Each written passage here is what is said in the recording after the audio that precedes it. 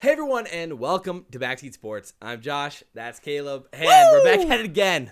There's 1 week left, ladies and gentlemen, in this marathon of the regular season. Dang, and hopefully really? we got a few more weeks to go if things can go our way on Friday.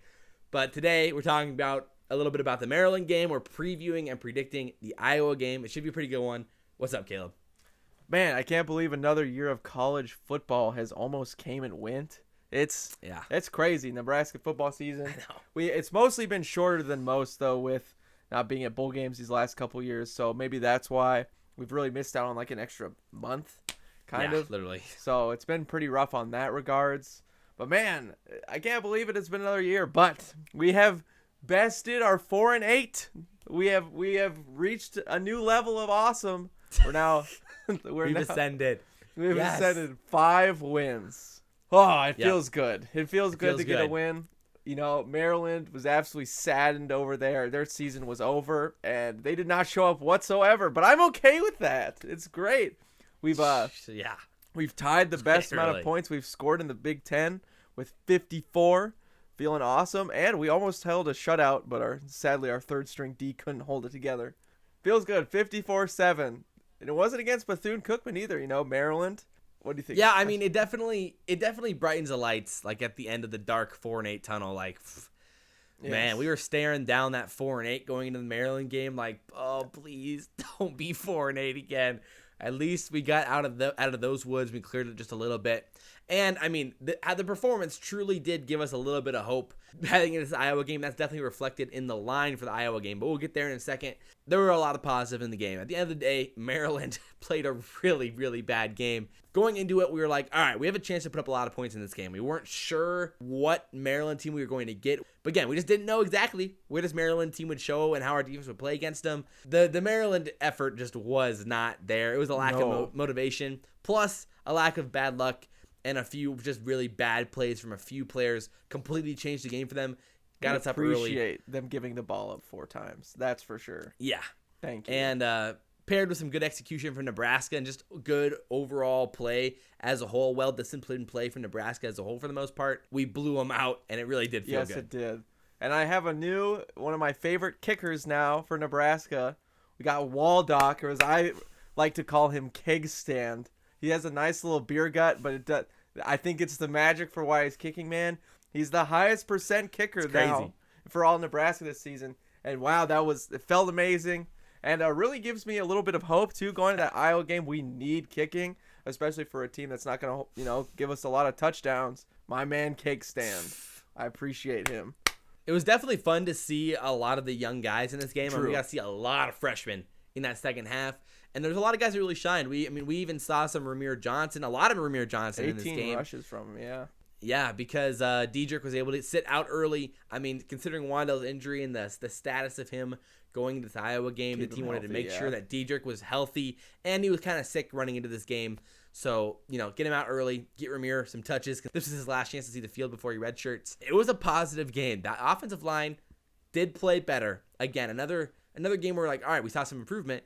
But, oh my, there were some moments again where you're just like, what is happening? Yes. And I'm sure that's going to happen in the Iowa game as well. But, a lot of positives overall. Maryland did not look like they were going to try, like Josh said, we knew they were going to put up points. No. We figured Maryland would put up some points too, but they didn't show up. I loved they panned over to the sideline to show their head coach just shake his head, say, multiple times. What the fun are we doing wrong here?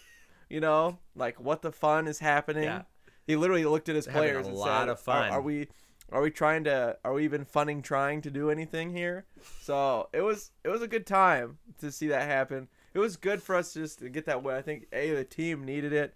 We needed the bounces to go our way. Speaking of bounces, that really nice throw from Adrian Martinez, touchdown to J.D. Spielman.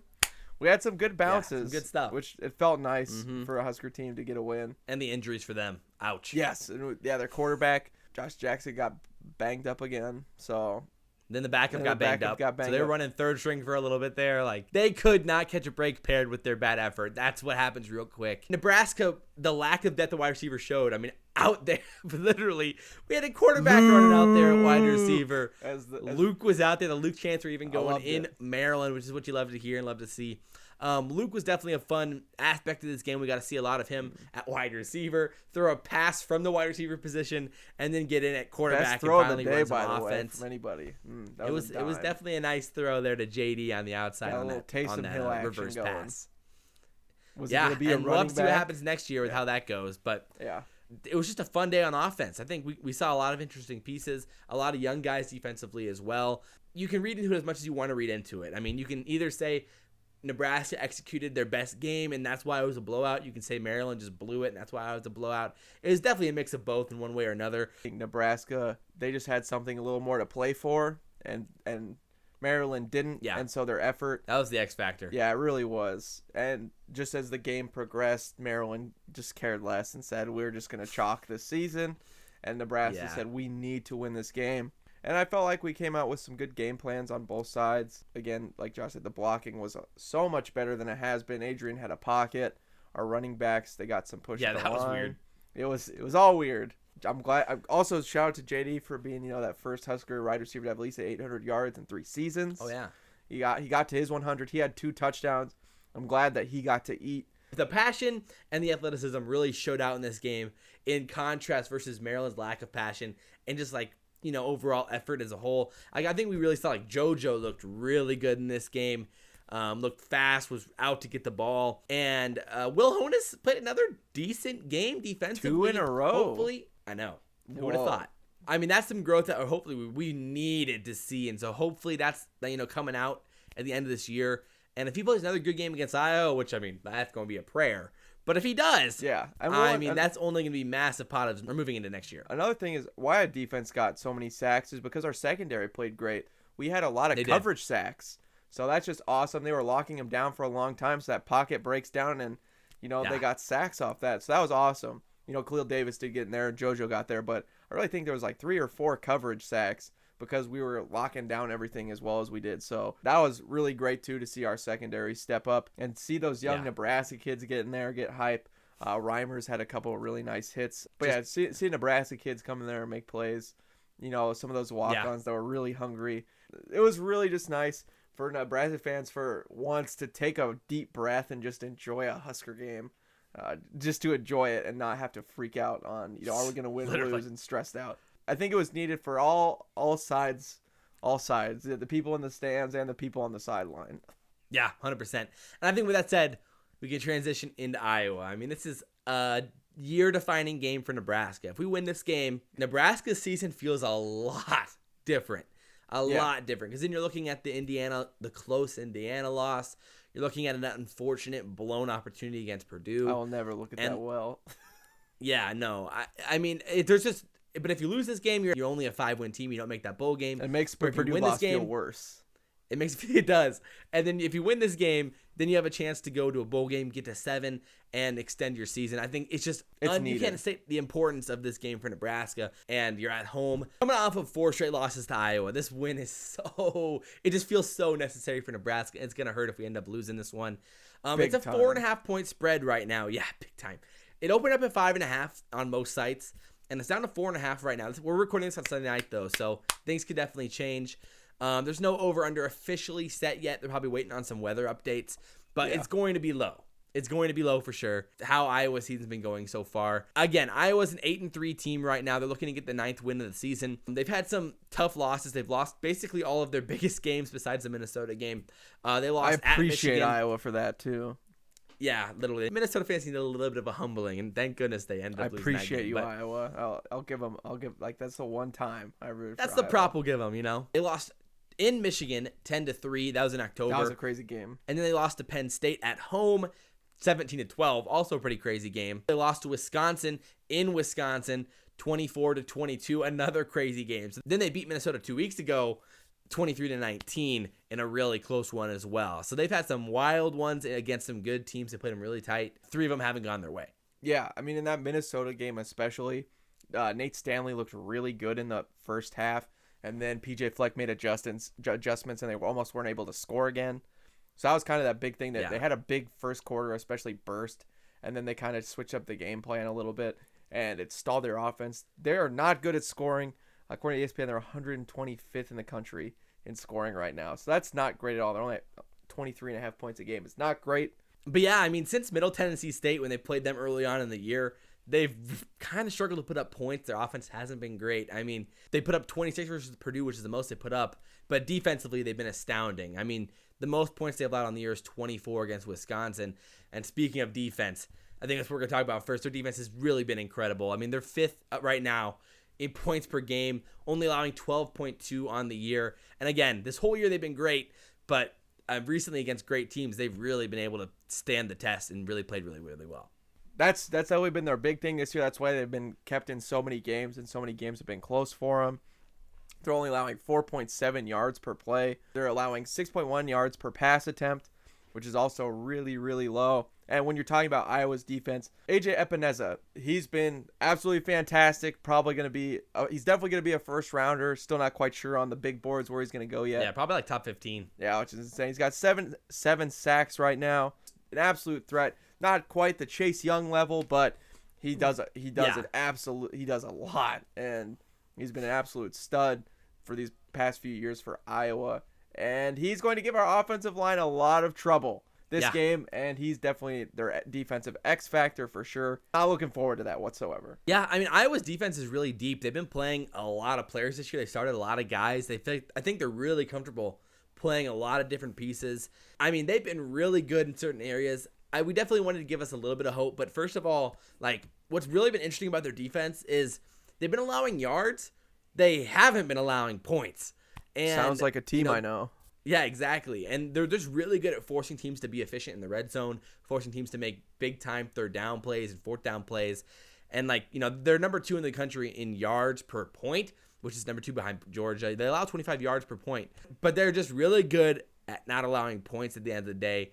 And their defense gets it done when they need to. 2 areas where their defense, they're not like stellar, is when it comes to third downs and turnovers. They're 44th in the country right now on third down. They're not bad by any means. They're not bad, but they're at least vulnerable on third down. They're only 58th in takeaways. They average 1.5 per game. So they don't force as many turnovers as a lot of elite defenses out there. But at the end of the day, they just play really consistent football and with diverse personnel. And they like to get to the quarterback. Even though they're not great in turnovers, I can almost guarantee that Adrian Martinez is going to throw a pick this game. He's been almost for every touchdown he throws an interception, and it's kind of how it's just kind of been this year. So I feel like they'll get one, although maybe their hands or maybe the weather's not like great. Like Maryland's. Yeah, exactly. Where they just tip it and then we catch the ball, and I'm fine with that, dude. Let's hope that's the way it is. Epineza is really great too at forcing fumbles, not only sacking, times it really well when he hits quarterbacks. So that's also something to definitely be scared about for sure. Yeah, offensively for Iowa though, it's been a weird year for them. I mean, they haven't been nearly as effective as they have been in the past. As a whole, it's been just an odd year for them, and that's why they've lost games. They just haven't been able to get the points up that they need to win games. I mean, their defense has been doing a pretty good job holding teams, the best teams under 25 points, but they just haven't been able to get that job done offensively. And it's definitely came back to bite them. They're not afraid to run a lot of different formations. They bring a lot of diverse formations to the table. They run spread. They get under center. They have no problem running the I formation, and they like doing it all. Of course, as always, Iowa's got their tight ends. They definitely line them up in a lot of different ways to make things happen on the field. It's really weird for Iowa. You mostly think that there's going to be that smash mouth. They're going to get more run yards than pass yards, but it's actually not been that way. They're 59th in the country on pass yards, again, like 184 from Nate Stanley. And, Nate Stanley, he's okay. He's definitely not great by any means. So for him to be the main source of your offense is really weird. Their offensive line hasn't been nearly good as it has been in the past. And they've been using running back by committee. Sargent was really the guy last year. And I'm sure Husker fans remember he burned us. But that hasn't been the case this year.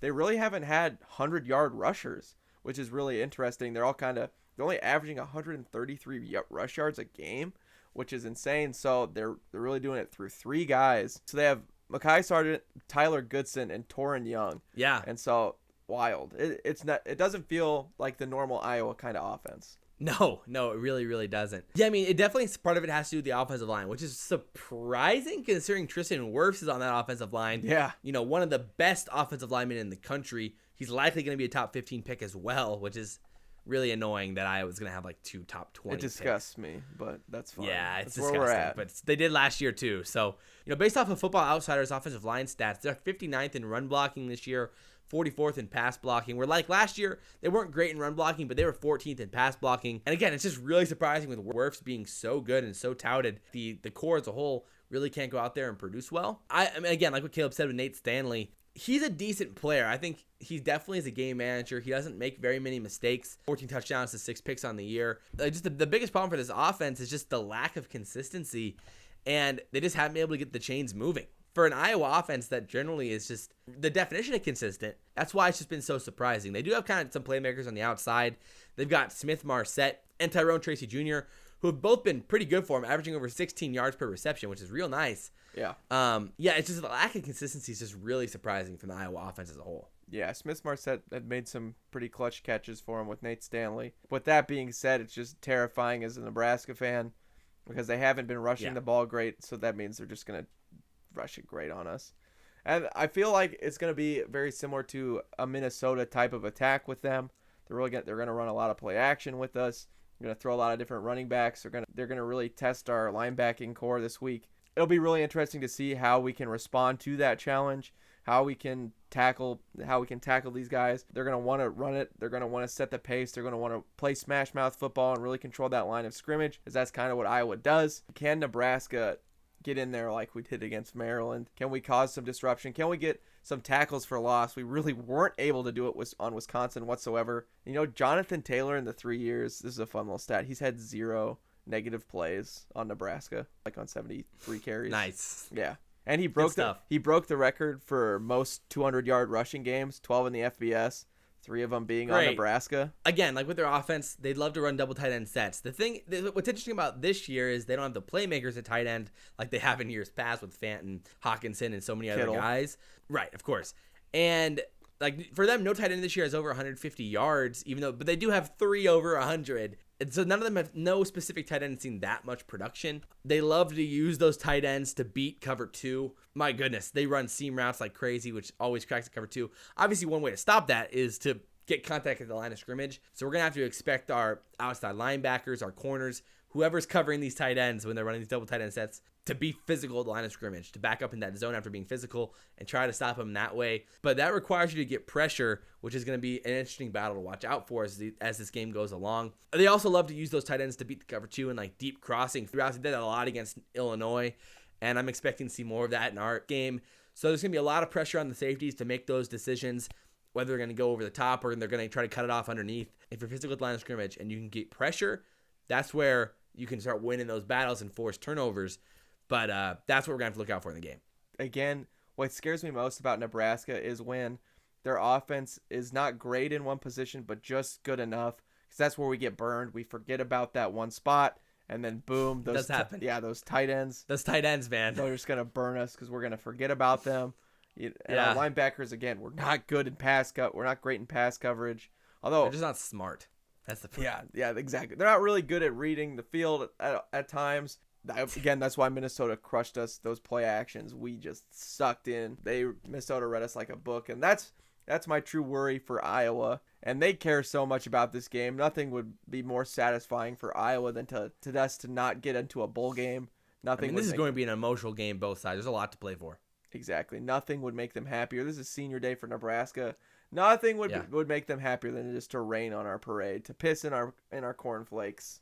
You know, this is what they want.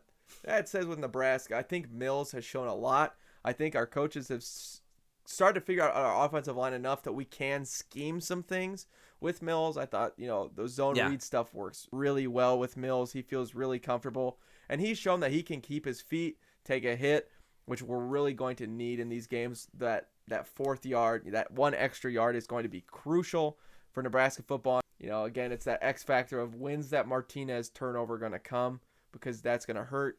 Where is it going to be, and can we recover from that? And that's a big thing. I think the Luke McCaffrey stuff, we still can use him for this game, and he won't burn his red shirt. We'll see if he can pull something out there. I'll be interested to see if they do it. I'm sure they will do something. There's going to be some sort of trick plays. I mean, why not throw everything out? This is a really big game for Scott Frost. This is a defining game for him. Oh, it's so big. It is. This is a defining game for him, because he can go into the offseason people being very upset, and just feel just a bad taste in your mouth again. Like if you get blown out. Yeah, again, you weren't able to finish business against Iowa. And again, that just magnifies that Purdue loss so much that there's, again, no excuse for Scott Frost's worst loss in his career. But he can rewrite that script by beating Iowa, and he can kind of smooth that over, and we can still get to go to a bowl game. Because, man, that Purdue game is haunting. And if we lose this game, Scott Frost is going to be thinking about that for a whole year, the fan base, all the players. And this helps recruiting, too, getting to go to a bowl game, beating your rival. Oh, so much. There's going to be a lot of recruits at the game, too, which is going to be big. And just for the fan base, so we can stop hearing the Iowa positive crap. Oh, my gosh. If I just have to hear them one more time about them beating us, how it's never going to be the 90s again. All this just absolute bull crap. Oh, yeah. And just... I mean, when it comes to Nebraska, though, it's just like we don't know if Wan'Dale's going to be good to go yet. We're recording this on Sunday night again, so we don't have all of the details yet. I'm guessing he's probably about not, Wan'Dale. but I don't know. In my mind, like, you don't play him against Maryland to hope that he's good to go against Iowa. Yeah. Wan'Dale's going to want to go. I mean, this is the biggest game of the year. There's so much on the line here. We get an extra month of practice if we win this game. Yeah, you're at home. You get to go to a bowl game as a freshman. Like, Wan'Dale's going to do everything he can to get on that field. In my mind, I think he's going to play. I don't know how much he'll be able to play, how healthy he'll be. He could get dinged up early again because of that. So there's a lot to think about there and go through there. But talk about a defining game. This is a defining game for Martinez, too. Oh, it's a defining. I mean, you heard the cheers in the crowd last week at Maryland for Luke McCaffrey.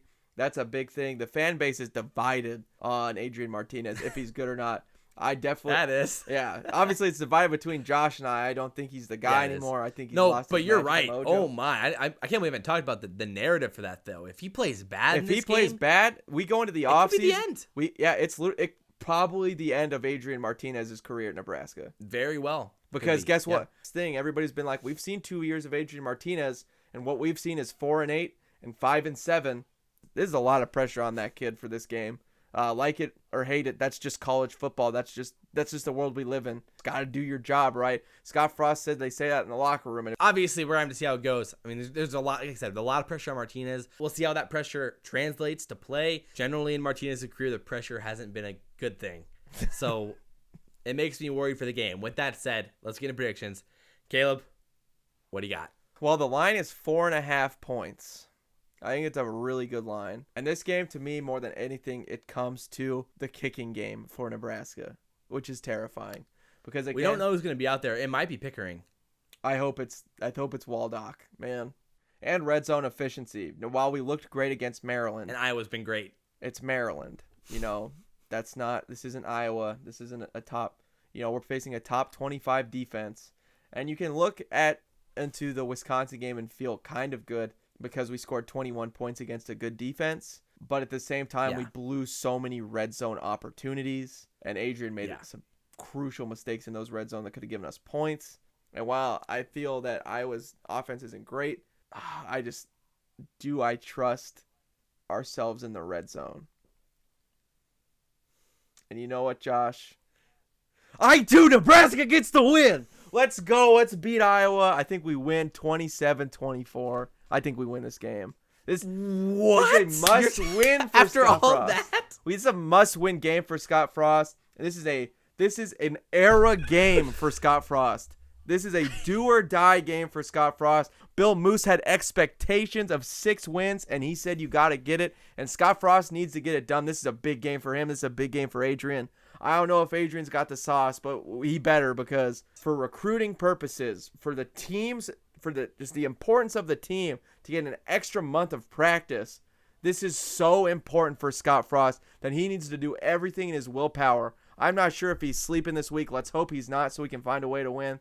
But I think Nebraska wins 27-24. I hate picking this because it terrifies me, but just because I believe in Nebraska and I believe in Scott Frost to find a way to get this done, and he knows he has to win this game. This isn't a if and maybe. This is a must-win game. So he better do it. 27-24 Nebraska. Wow. Go Spurs. I was not expecting that. We hadn't talked about this before. I was just as surprised as you guys. Well, it's ironic. It's ironic you picked Nebraska. I don't trust our offensive line to win the battle. I don't trust our defensive line to win the battle. That's where the game's going to be won and lost.